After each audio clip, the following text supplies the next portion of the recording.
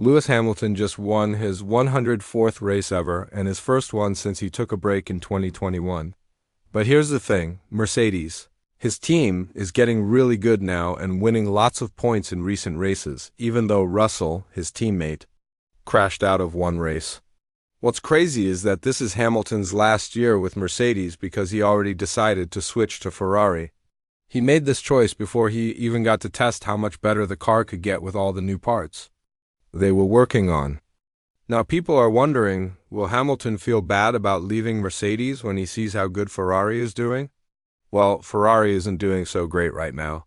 They stopped working on making their car better halfway through the season, and it's pretty clear that Mercedes is the hottest team right now. They've won the last two races and got on the podium in Canada, which felt like a dream come true after how badly the season started. Here's what's really important to know. Unlike Aston Martin, Mercedes didn't get worse when the season started. They just didn't improve enough at first to beat the best teams. But after the Montreal race, something just clicked. Allison, one of their smart car guys, said, "How could we be so dumb to not see what was right in front of us the whole time?" And now suddenly both drivers have won a race each, and they're fighting for second place in the team championship. Since Red Bull is basically just one really good driver, Max Verstappen, and Mercedes has been scoring more points than the Austrian team since Montreal, it's not even a question that Mercedes wants to finish second. They would have gotten at least 12 more points if Russell hadn't crashed at Silverstone because of car problems. The point is, Mercedes is getting really good.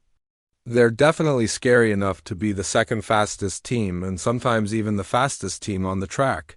But Hamilton's time with the Silver Arrows, that's Mercedes' nickname, is ending when this season is over. So the big question is, did he make a mistake by signing with Ferrari too early? You can't really blame Hamilton, though. He was really tired of driving a car that never won anything. The team kept changing their ideas and promising better parts and speed, but it never actually worked on the track. This kind of thing really frustrates a driver, especially if you're Hamilton and you've won 7 championships and you're trying to win your 8th record-breaking championship after that crazy Abu Dhabi 2021 race ending. When stuff like this happens, you think about what's best for your career, and back then moving to Ferrari made perfect sense. It still makes sense now, but it looks like the Maranello team, that's Ferrari's nickname, has taken a huge step backwards. They raced at Silverstone with car parts that were made in Imola. Let me explain how crazy this is. Sainz and Leclerc had parts on their car that were 3 months old, while everyone else brought new upgrades that made them faster. This is definitely not what Hamilton wants to see in his future team. If you think about it, Leclerc got lapped 3 times after Monaco, the race he won, which is really weird for a driver who's supposed to be fighting for the championship. Another really important thing is that Ferrari's technical director Enrico Cardile left the team right away and went to Aston Martin. Even if it was his fault that the car acts the way it does, giving hope and then failing badly when it's time to show what you can do, it's never good when you change your technical team in the middle of the season. It's especially bad when Frederic Vasseur, the team boss, has to take over the job for now. Obviously, a lot is happening at Ferrari right now, and the team isn't happy with their technical department back in Maranello. Maybe Hamilton by himself won't be enough to change how things go without bringing some expert help from teams like Mercedes, McLaren, or even Red Bull. But the move has already been made, and it's up to Hamilton to see if he'll regret this career choice. Of course, a driver as good as Hamilton has the potential to change everything and the whole feel of a team. Starting in 2026, the rules are changing. So you could guess which team will dominate, and you'd have the same chance of being right as anyone else who guessed differently. Nobody knows what's going to happen with the new cars. But Ferrari has already gone through a few rule changes since their last championship win in 2007 by Kimi Räikkönen. While they got close a few times, like in 2010, 2012, and 2018, they never really had the power to finish the job when it comes to 2025. It's definitely bad news that Ferrari went back to their Imola car parts for Silverstone because it takes away a huge chunk of their budget to develop upgrades that they had high hopes would work but turned out to make the car slower. This will likely put them in the same trap as Aston Martin. The Silverstone-based team has already turned their focus to 2025, and while this isn't what Ferrari will do, they'll keep developing the car. It's definitely something that needs to be thought about since they spent so much money on new upgrades and got almost nothing back. In times when mid-season development is really important, Ferrari is messing up, and teams like McLaren and Mercedes are desperately waiting to take advantage of it. The only reason they aren't closer in the team championship is because of Norris and Russell's crashes in Austria and Silverstone, which would have put a lot of pressure on the Maranello team. Anyway, Sainz has openly talked about the downgrades that the team has brought in the last few races and how the team was forced to go back to a car that is 3 months old. He basically said the winning chance was gone as soon as the car's tires touched the track. As the Spanish driver said, "It is clearly not good enough. We have basically the same car as in Imola, and since Imola, everyone has upgraded, probably adding 2/10 to the car, and we have had to revert. We have lost 2 or 3 months of performance gain in the wind tunnel or performance we could have added in these 3 months.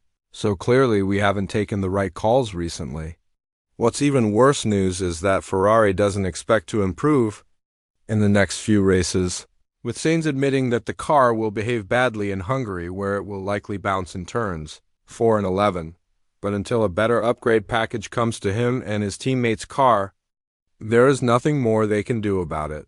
This is why Hamilton needs to ask himself whether he should be stealing more engineers and high-profile staff from Ferrari, as it seems like all the hope is now put on Loic Serra, the man who left first from the Brackley-based team, Mercedes, to Ferrari. Obviously, we all thought he might know something that we don't, and in the beginning of the season, it kind of made sense that Hamilton made the move he did. But what we forgot is that Mercedes is still working with one of the greatest technical minds in the history of the sport, James Allison, who is now putting the car exactly where it needs to be, at the top step of the podium. Furthermore, Mercedes will bring step-by-step upgrades in the next few races with improvements that other teams can't catch up to, which is something that has been said by Allison himself. If this scenario comes true, then we will very likely see multiple wins by the Silver Arrows and definitely a platform on which the 2025 championship will be in their hands. Right now, it's kind of hard and impossible to put Russell and Hamilton in the mix to beat Verstappen, considering how far behind they are at 7th and 8th place in the driver championship. But with the upgraded car that would be even more leveled up in Hungary and Spa, the next 2 races before the summer break, Mercedes has a real chance of putting a lot of pressure on the teams ahead of them. This will then again make Hamilton question whether he made the right decision to join Ferrari, especially at a time like this. When talking about the upgrades that are planned for the W15 Mercedes car, Allison went on to say, "Our challenge is just to keep those upgrades arriving at a pace that others cannot keep up with. In doing that, we are just bullying our car to the front by virtue of the effort made by everybody here in the factory over the coming weeks and months." With all this in mind, do you think that Hamilton's move to Ferrari might be a bad one in hindsight? And more importantly, do you think that he has what it takes to turn the fortunes around in the Maranello-based team? Let us know what you think down in the comments below, and once you've done that, have a look at the video that's on your screen right now.